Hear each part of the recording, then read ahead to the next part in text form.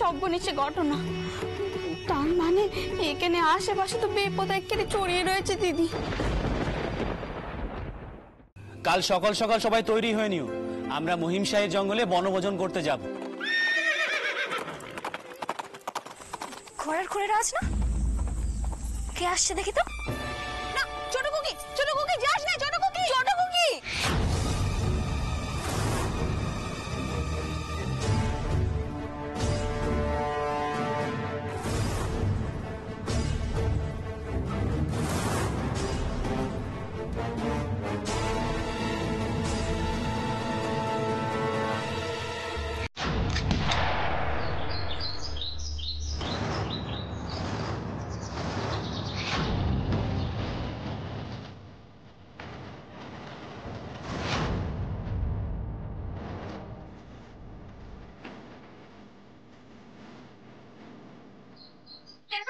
নিরীহ পশুগুলোকে ওরা আপনাদের কি ক্ষতি করেছে? ওরা জঙ্গলে নিশ্চিন্তে থাকতে পারবে না? ওরা কি সুন্দর খেলছে, ঘুরছে, দেখতে ভালো লাগছে না? না,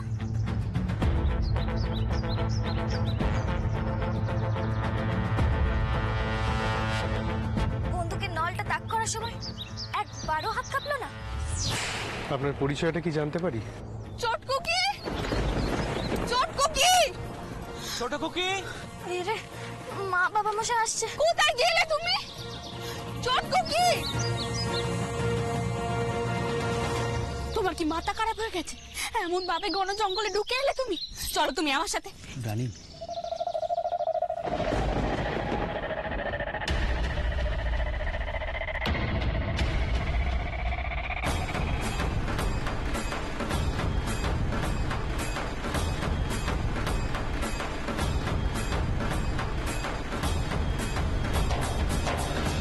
নমস্কার, আমি বাবু রাজচন্দ্র দাস, আসছি কলকাতা থেকে। আর এই মহিমশাহী তালুক আমাদেরই। মহাশয়ের পরিচয়টা জানতে পারি? নমস্কার, আমার নাম মথুরামোহন, মথুরামোহন বিশ্বাস। আমার দাদা প্রাণকৃষ্ণ বিশ্বাস, আর ইনি হলেন গৌরশাহীর কুমার বাহাদুর।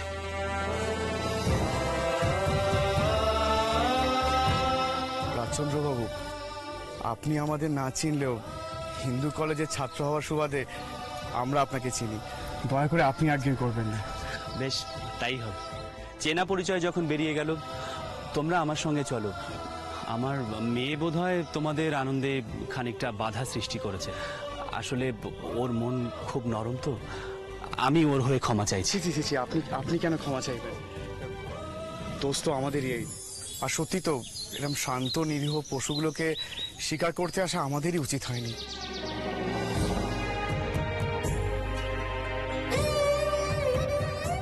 আসলে আমি ওদের জোর করে শিকারে এনেছি। মথুরের বন্দুকের লক্ষ্য খুব ভালো, তাই। তবে মথুর খুব একটা শিকারে আসতে চায় না। আমার মেয়ে তাহলে ঠিক কাজই করেছে, কি বলো?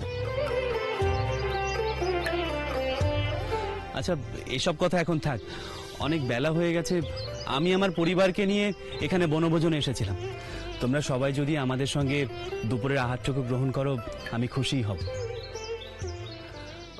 আপনি এত কষ্ট করবেন না। না না, এতে কষ্টের কি আছে? আমি নিজে তো রান্না করিনি, তোমরা বরং খেলে আমি খুশিই হব। কি কুমার বাহাদুর? মোহন, আমাকে মোহন বলে ডাকবেন। আপনার নিমন্ত্রণ গ্রহণ করতে আমার কোনো আপত্তি নেই। কি মথুর, তোমার কোনো আপত্তি নেই তো?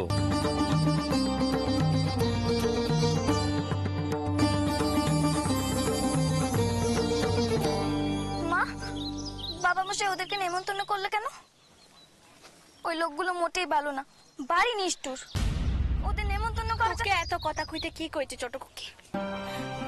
বাবা মশাই নেমন্তন্ন কাকে করবেন না করবেন সেটা তেনাকেই ভাবতে দে। তুই চল এখন আমার সাথে। সবাই ঠিক কথাই কয়, তুই বড্ড ওস্তাদ হয়েছিস। চল।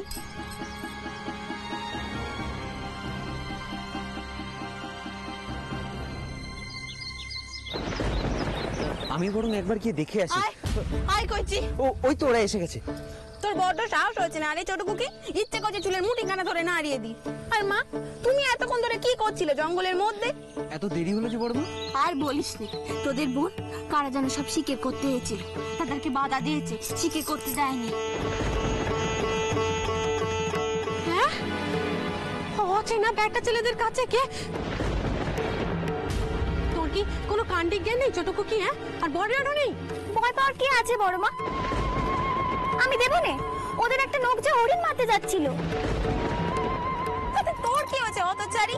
এই জন্য বুড়ি দেদমা তোর পিঠে গুম গুম করে কিল মারে, ঠিক করে। ঠিক আছে বড় দিদি, আমার ছোট শালিটিকে আর বকাবকি করবেন না। মা, বাবা মশাই কোথায় গেলেন? এখনো ফিরলেন না? তিনি আসছেন, সকলকে নিয়ে আসছেন। ও দিদি, বজরিকে বলতে হবে 3 জন অতিথি বেড়েছে। এদিকে কি হচ্ছে কি এসব ছোটকুকি?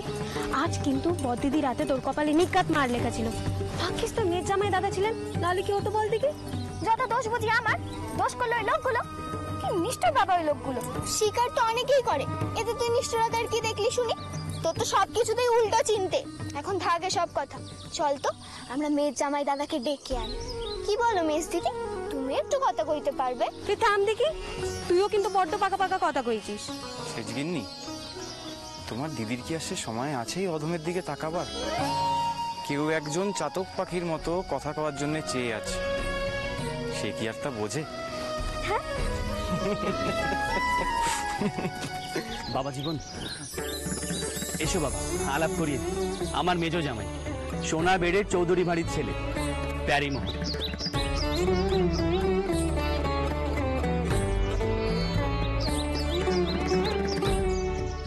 আর ও আমার একমাত্র ভাইপো মাধবচন্দ্র।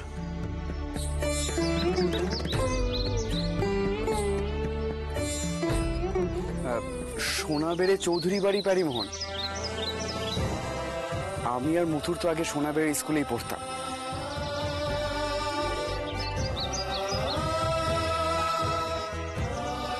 আপনার সাথে পরিচয় হয়ে খুব ভালো লাগলো। আমারও খুব ভালো লাগলো। দেখলে তো প্রাণকৃষ্ণ, না এলে পরিচয়টাই হতো না।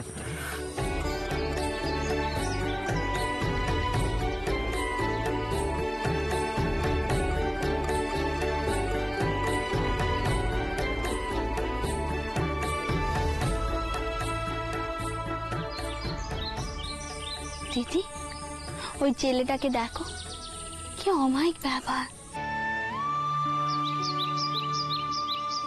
ওর নাম প্রাণকৃষ্ণ বিশ্বাস। আমি আমার করোনার জন্য যদি এমন একখানা পাথর পেতাম, আমার 2 জামাইয়ের সাথে খুব মিলতো, তাই না দিদি? ও তুই কি পদবি কইলি? বিশেষ, তাই না? বউ, ওরা পাল্টি ঘর তো নয়, উল্টে উঁচু জাত। ও আশা করিস নে।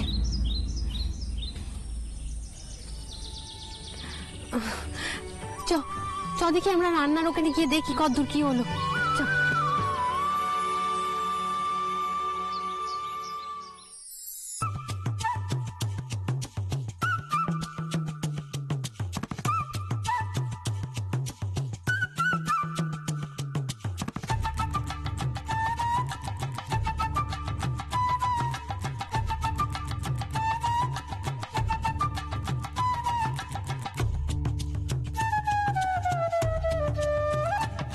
বাবু, এ নোকটা মানুষ না অন্য কিছু রে?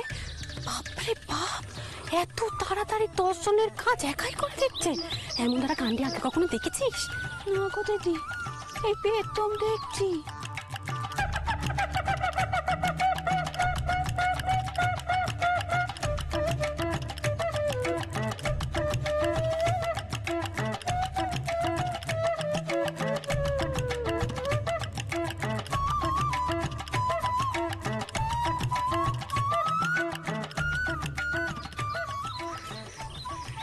কিছু বলতেছিলেন রানীমা?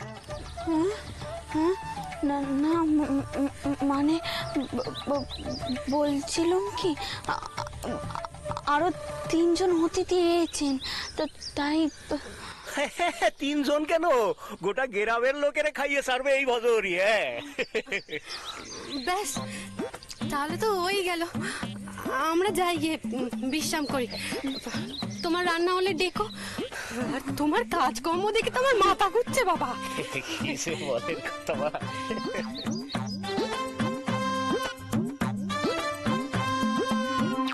বউ, এইখান থেকে এখন চল, আর এই নোকটাকে যানবাজারে বাড়িতে নিয়ে চল, তবে আর কোনো সমস্যা থাকবে না।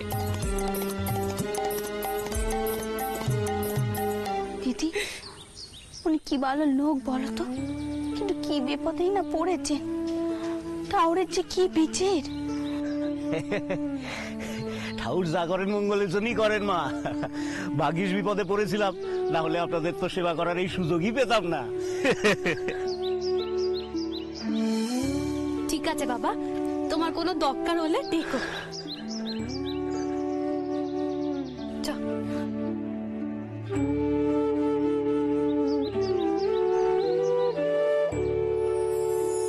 বাবা এক হাত দাবা হয়ে যাক। এসো এসো বাবা, এসো বসো।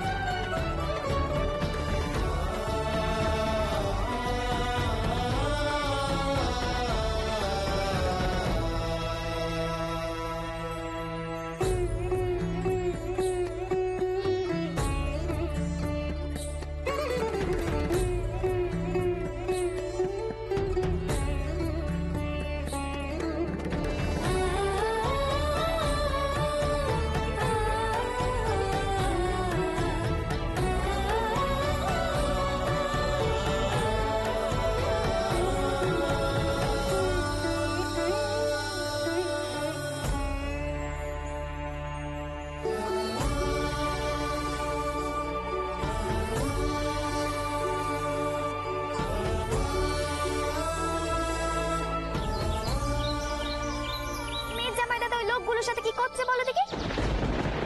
ওই বাজে লোকগুলোর কাছ থেকে মেয়ের জামাই দাদাকে নিয়ে এসো বড় দিদি। আচ্ছা দাঁড়া আমি দেখছি। করুণা যা তো বড় মাকে গিয়ে ধর,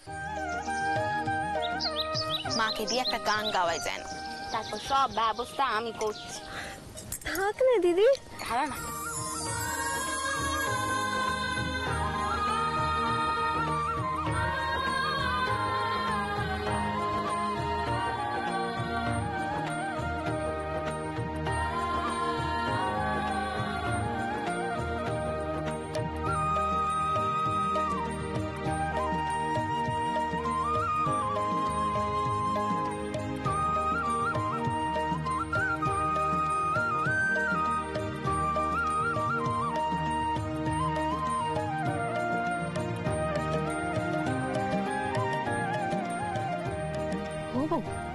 এত সুন্দর একখানা জায়গায় এলাম, আর তোর গলায় একখানা গান শুনবো না।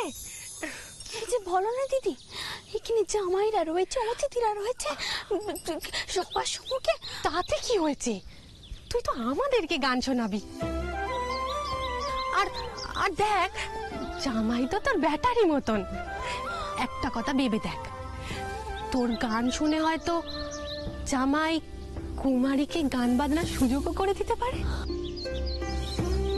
দেখ দিদি, কি যে বল না দিদি, গান বাজনা হবে না এখন।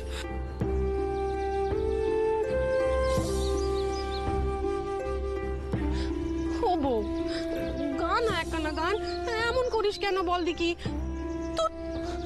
তোকে দেখি আজকাল বড্ড সাধ্য সাধনা করতে হয়।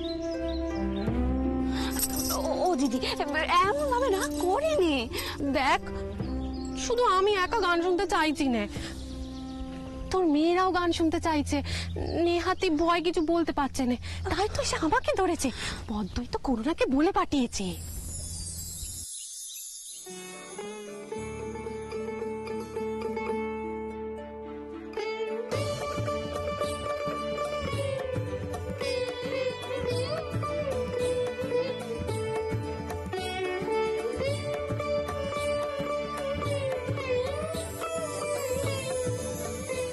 মাধব,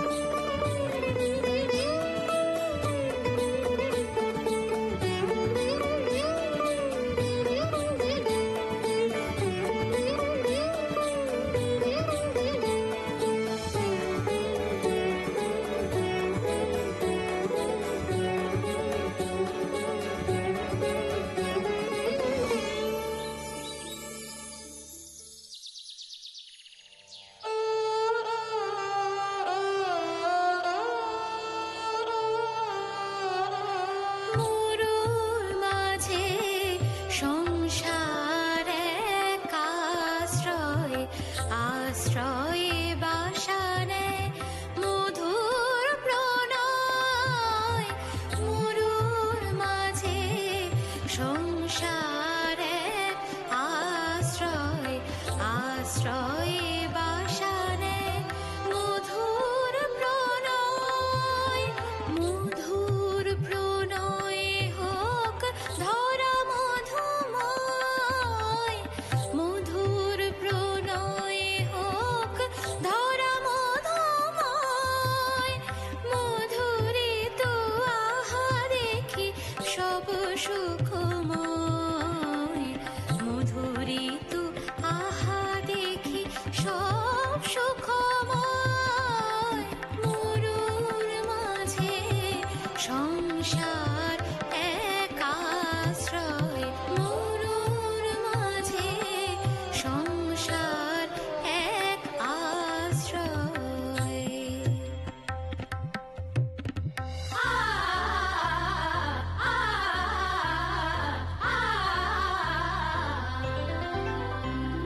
সাধের তরুণী মোরা ভাষাই তরঙ্গে, সাধের তরুণী মোরা ভাষাই তরঙ্গে, পলকে কে যাবে বলো আমাদের সঙ্গে, পলকে কে যাবে বলো আমাদের সঙ্গে, সাধের তরুণী মোরা ভাষাই তরঙ্গে।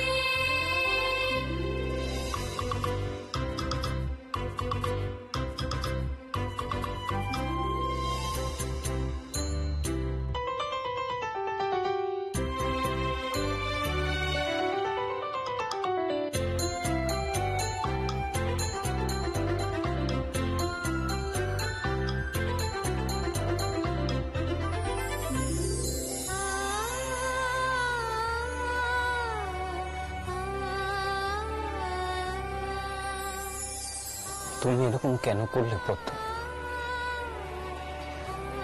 তুমি একবার আমার কথাটা ভাবলে না? তোমাকে ছাড়া আমি বাঁচবো কি করে?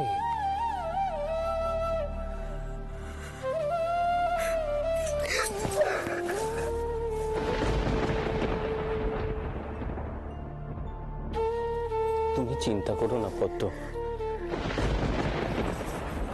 তোমার ভয়ের কিচ্ছু নেই। আমি কি করব সেটা আমি স্থির করে ফেলেছি।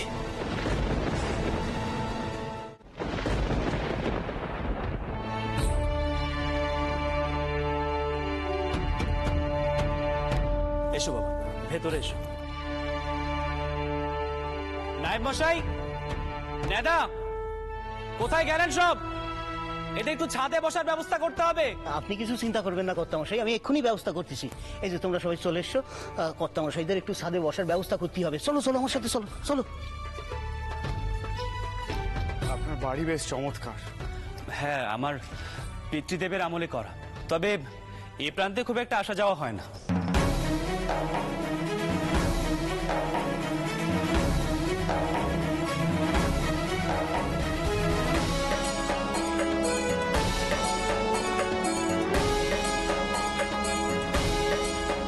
তোমার ভাই এমন দূরে দূরে কেন প্রাণকৃষ্ণ?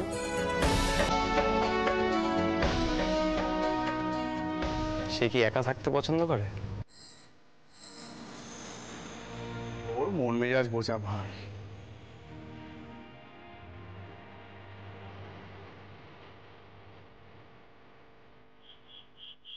মশাই, আপনাদের ছাদে বসার বন্দোবস্ত হয়ে গেছে, আপনারা আসতে পারেন। বাবা চলো, ছাদে চল। এ বাড়ির ছাদটা বড় মনোরম। বাবা মাধব, ওদের ভেতরে নেওয়ার ব্যবস্থা কর।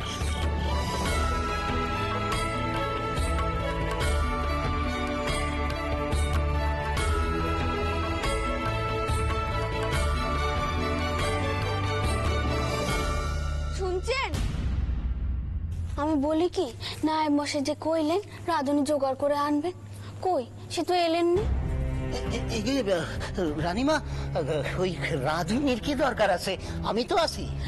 না না বাবা, তাক, তুমি এমনিতেই নিজে শখ করে বনভোজনে রান্না বান্নার আয়োজন করে সব রান্না বান্না করেছো, তোমাকে রোজকারে রান্না করতে হবে না। রাঁধুনি চলে এসছে বৌরণীমা। আগে আমার আসতে একটু দেরি হয়ে গেল। আসলে কি হয়েছে ছোট কর্তা, ওই খবর পেলাম যে আশপাশের গাঁ থেকে একে একে তীর্থযাত্রীর দল নাকি গায়েব হয়ে যাচ্ছে। আমি সেই খোঁজ খবর নিতেই ওখানে গেছিল। সে কি?